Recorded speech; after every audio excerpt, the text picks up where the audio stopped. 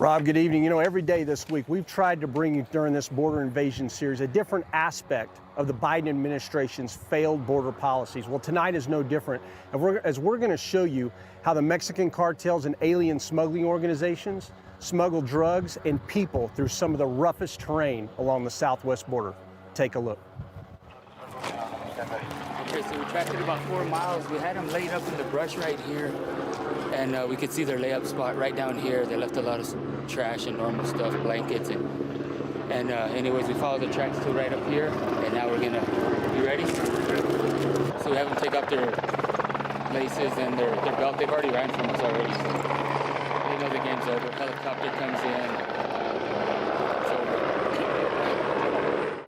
I'm a TFO with the Texas Department of Public Safety Aircraft Division, and I also do ground tracking. So this morning we got called out here to the Van Horn AOR. They had cut a group last night in this area. We this morning came out.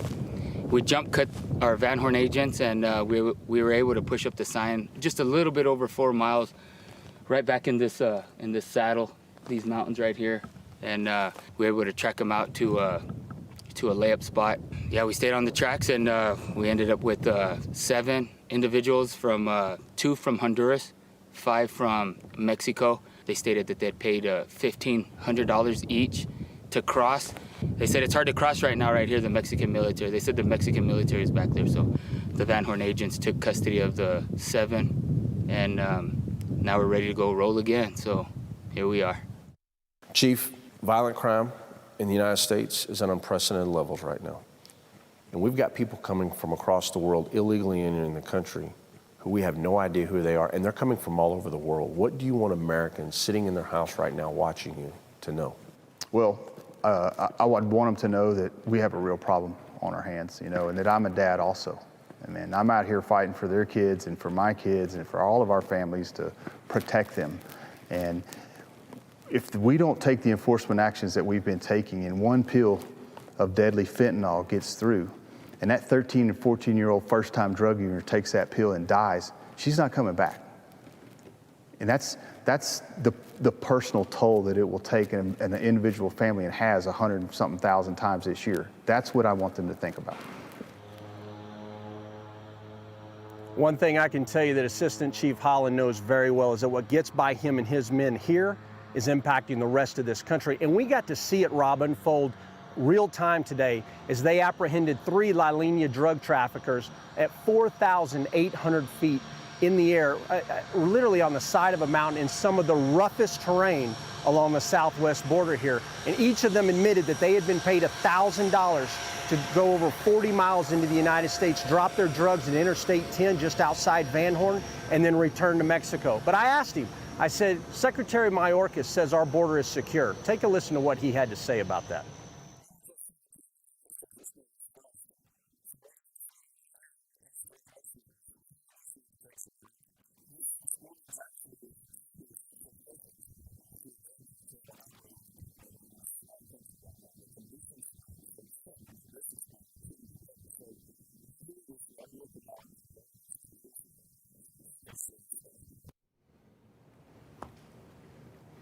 Obviously, it is not, and I can tell you we have seized drugs almost every single day since Monday, since we've been here, and today's seizure is just another example of the failures at the southwest border. Rob, I'm going to say one last thing here, and that Commissioner Mark Morgan, I'm going to steal one of his lines here, and that is that when he says border security is truly national security, he's absolutely right. We see it down here on the ground. It certainly Back is. to you. Yeah, Jason, thank you so much. We appreciate it. Good to see you again. Great report. The audio might have been a little low for you guys at home, but basically, you know, what he was saying was it's blatantly not closed. Anybody with 2 eyes can see that. And former Border Patrol Commissioner Mark Morgan joins us again tonight to talk about that. So $1,000, run your stuff in 40 miles, dump it, and come back. That's good money in Mexico. It is. Look, just on the smuggling aspect alone, at this rate, the cartels will earn about $96 billion just on the smuggling. We haven't even talked about drugs. But look, Jason said $96 billion. And that's just on the smuggling aspect, not the drugs, just the people. But Rob, here's the point.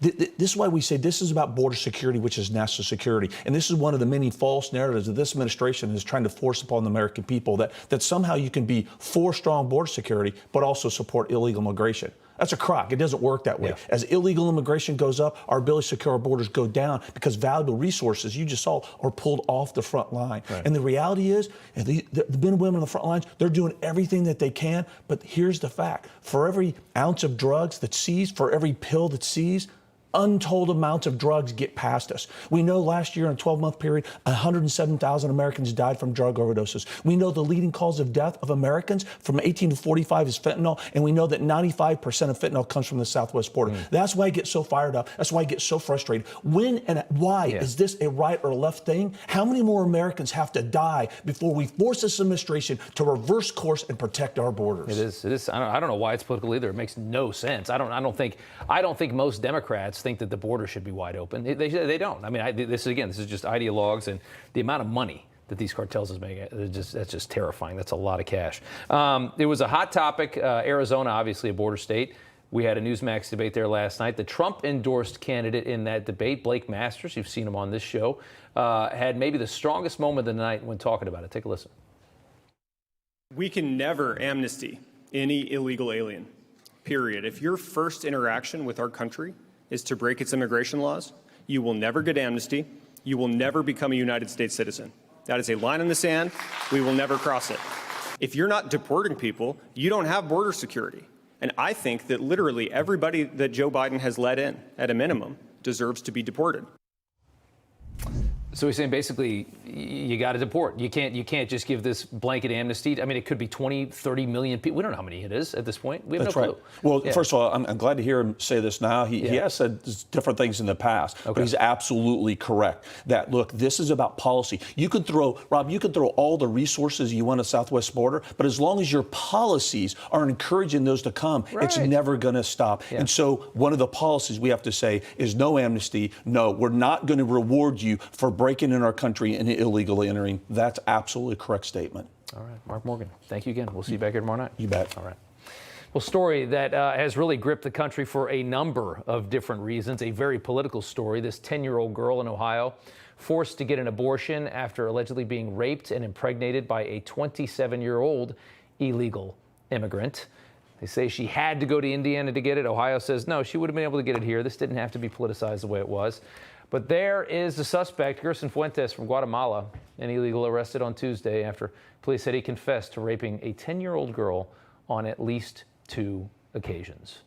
Our next guests have the unfortunate distinction of being what are called angel moms, mothers whose children were actually killed by illegal immigrants. Agnes Gibboney, a legal immigrant from Hungary, lost her only son, Ronald da Silva, in 2002, shot by a man who had been previously deported and then came back in. Sabine Durden-Coulter is a legal immigrant from Germany who lost her 30-year-old son, Dominic, in 2012 when his motorcycle, was hit by an illegal driving without a license. And Sabine, I want to start with you.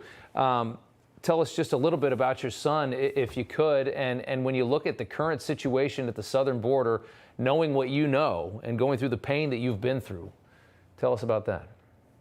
Hi, Rob. First of all, thanks for giving myself, Dominic, a voice, and so many other thousands of victims like myself and my son. My son was my only child. He was 30 years old in the prime of his life, the love of my life, my best friend. We shared a household. He was the best prankster, best friend to so many that still celebrate him. And actually, today is 10 years and 2 days since I last hugged, kissed, and heard my son laugh. It's been that long. And it doesn't hurt any less. And with all these victims, whether they're illegals, whether it's this little 10-year-old or my child or victims that nobody heard about because the media won't talk about it. Right. It's getting worse. And Biden is absolutely pushing Americans into the shadows, not illegals. He's taking care of illegals. He's paying for them. He's taking care of them, and he's sending them all over America on our dime. Certainly is. Yeah, it seems as though the American people are about the last to be considered under this administration's policies. Agnes, I want to turn to you. Your son, Ronald, you lost. As somebody who came here the right way, talk about Ronald, but also talk about it. You came here legally. You're a legal immigrant to this country. Your thoughts on the situation at our southern border, knowing what you had to go through to get here. Well, my family escaped communism, and I hate to say that the United States is becoming what my family fled from. It angers me so much. My son was born here in the United States. These are his two sisters that you're showing now. It angers me so much that Mr. Biden, I don't call him president because he doesn't deserve the title. He doesn't follow the oath that he swore to faithfully preserve, protect, and defend the Constitution of the United States. Right. And we, the American people, the citizens of this country, are paying the price for the Democrats' ineptness to secure the border with the deaths. And my son is not the only one. Here is one. Here is another one. Here is another one. Here is another one. Here is another one. And this is my son, and this is the end result. 6 feet of dirt and a coffin. That's how our children ends. And the government is doing absolutely nothing to protect citizens. And I would hate to see another family having to go through this. And Rob, thank you for the opportunity. And if I may say, my deepest condolences to the Trump family today. Yeah, the loss of Ivana, Trump's first wife. Very well said. Agnes, Sabine, you as well. Thank you both so much for taking the time tonight. We do appreciate it. Thank you. We'll keep following this story.